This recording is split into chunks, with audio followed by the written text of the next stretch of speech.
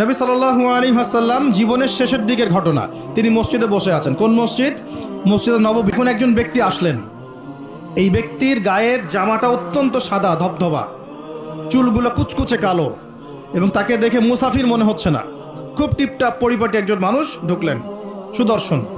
এসে নবী সাল্লাল্লাহু আলাইহি ওয়াসাল্লামের হাঁটুর সাথে হাঁটু লাগিয়ে দিয়ে বসে পড়লেন। যেমন করে আমরা আত্তাহিয়াতু লিল্লাহি ওই সময় বসি, তাশাহুদের সময় এইভাবে বসে তার দুই হাত নবী সাল্লাল্লাহু আলাইহি ওয়াসাল্লামের উরুর উপর রাখলেন।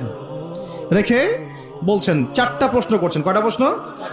প্রথম প্রশ্নই করছেন, ইয়া মুহাম্মদ, বলেন সাল্লাল্লাহু আলাইহি ওয়াসাল্লাম, আখবিরনি আনিল ইসলাম, হে নবী আমাকে ইসলাম সম্পর্কে বলুন। তখন নবীজি বলছেন, ইসলাম হচ্ছে আন তাশহাদা আল্লা ইলাহা ইল্লাল্লাহ ওয়া আন্না মুহাম্মাদান আবদুহু ওয়া রাসূলুহু। ইসলামের প্রথম বিষয় হচ্ছে তুমি আল্লাহ বিশ্বাস করবে, সাক্ষ্য দিবে আল্লাহ ছাড়া কোনো মাবুদ নাই, এবং মুহাম্মদ সাল্লাল্লাহু আলাইহি ওয়াসাল্লাম আল্লাহর বান্দা এবং রাসূল। এরপর ওয়া আন তুকিমাস সালাহ, এরপর তুমি সালাত কায়েম করবে 5 ওয়াক্ত। ওয়া তুতিয়াজ যাকাত, তুমি যাকাত প্রদান করবে। ওয়া তাসুমা রমাদান, রমজান মাসে সওম বা রোজা রাখবে, এবং সামর্থ্য হলে তুমি হজ করবে। সামর্থ্য হলে হজ। এই 5টা হচ্ছে ইসলামের ভিত্তি। তখন যে প্রশ্ন করছে সেই ব্যক্তি বলছে, সাদাক্ত, আপনি সত্য বলেছেন। কি বলছেন? আপনি সত্য বলেছেন। তখন উমর রাদিয়াল্লাহু আনহু পাশ থেকে তিনি খুব অবাক হয়ে গেলেন। তিনি বলছেন, ফাআজিবনা লাহু, আমরা অবাক হলাম তার উত্তর শুনে। ইয়াসআলুহু ওয়া ইউসাদ্দিকুহু, সে নিজেই প্রশ্ন করলো আবার নিজেই উত্তর দিচ্ছে। নিজেই প্রশ্ন করলো ইসলাম কাকে বলে, আবার নিজেই বলছে সত্য বলেছেন আপনি। তার মানে কি উত্তর তার আগে থেকে জানা আছে? উত্তর তার আগে থেকে জানা আছে। তো সবাই অবাক হয়ে গেল। এরপর তিনি দ্বিতীয় প্রশ্ন করলেন, এটা ফাখবিরনি আনিল ঈমান, হে নবী আমাকে ঈমান সম্পর্কে বলেন। কি সম্পর্কে? ঈমান। এই যে গায়েব, গায়েব সম্পর্কে, ঈমান সম্পর্কে বলেন। ঈমান মানেই গায়েব। ঈমান মানে কি? গায়েব। দেখেন, ঈমানের 6টা পিলার নবীজি বললেন। কয় পিলার? 6 পিলার নবীজি বলছেন। এখন ঈমান, আল ঈমান হচ্ছে আন তুমিনা বিল্লাহ, তুমি আল্লাহ বিশ্বাস করবে। কিসে বিশ্বাস করবে? আল্লাহ।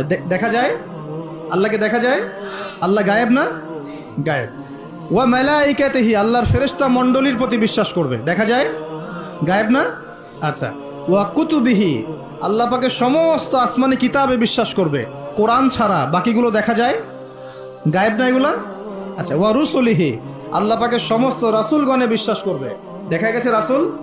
আমরা কি আমাদের নবীকেও দেখেছি? এগুলো গায়েব না? গায়েব। ওয়াল ইয়াউমিল আখির, পরকালে বিশ্বাস করবে। পরকাল মানে মৃত্যুর পরের জীবন থেকে জান্নাত জাহান্নাম পর্যন্ত দেখেছি আমরা কেউ? এগুলো গায়েব না? গায়েব। ওয়া আন তুমিনা বিল কদরি খায়রিহি ওয়া শাররিহি, এবং তুমি তাকদীর বা ভাগ্যের ভালো মন্দে বিশ্বাস করবে। ভাগ্যকে দেখা যায়? লাউহে মাহফুজ আল্লাহ পাক ভাগ্য লিখেছেন না? দেখা যায়? কেউ জানে আগামীকাল কি হবে? জানে না।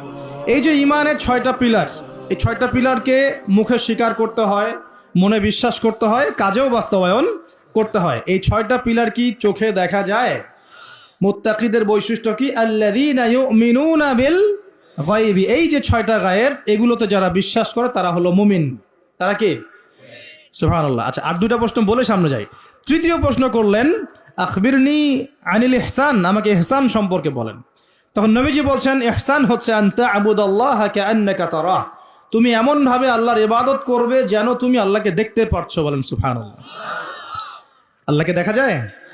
ওয়া ইল্লাম তাকুন তারাহ, তুমি যদি আল্লাহকে দেখতে না পারো, ফাইন্নাহু ইয়ারাক, তাহলে জেনে রাখবে আল্লাহ তোমাকে ঠিকই দেখছেন। দেখছেন না? এই কনসেপ্টটা, এই কনসিয়াসনেসের নাম হচ্ছে ইহসান, মানে আল্লাহকে হাজির নাজির জেনে ইবাদত করা। এই জিনিসটা যদি সবার ভিতরে থাকতো, কেউ কোনো দুর্নীতি করতে পারতো না, অন্যায় করতে পারতো না, কাউকে ঠকাতে পারতো না, সুদ খেতে পারতো না, ঘুষ খেতে পারতো না। কারণ সে ফিল করতো আর কেউ দেখুক না দেখুক আল্লাহ পাক আমাকে দেখছেন। এই জিনিসটা থাকলেই মানুষ পাপ থেকে দূরে থাকতে পারতো। আল্লাহ পাক আমাদেরকে ইহসান দান করুন বলি আমি। এটাই কিন্তু সুফিজমের একটা ভালো অংশ। অনেকে এটাকে সম্পূর্ণ বলেন যেটা প্রয়োজন নাই, অহেতুক, এরকম কথা আসে, কিন্তু এটা আধ্যাত্মিকত্বের দরকার আছে।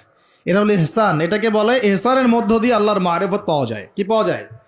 ইহসানের মধ্য দিয়ে আল্লাহর পরিচয়, আল্লাহর মারিফত পাওয়া যায়। যখন আপনি ফিল করবেন, বা আমি ফিল করতে পারবো যে আল্লাহ পাক আমাকে সবসময় দেখছেন, সবসময় আমার সাথে আল্লাহ পাক আছেন।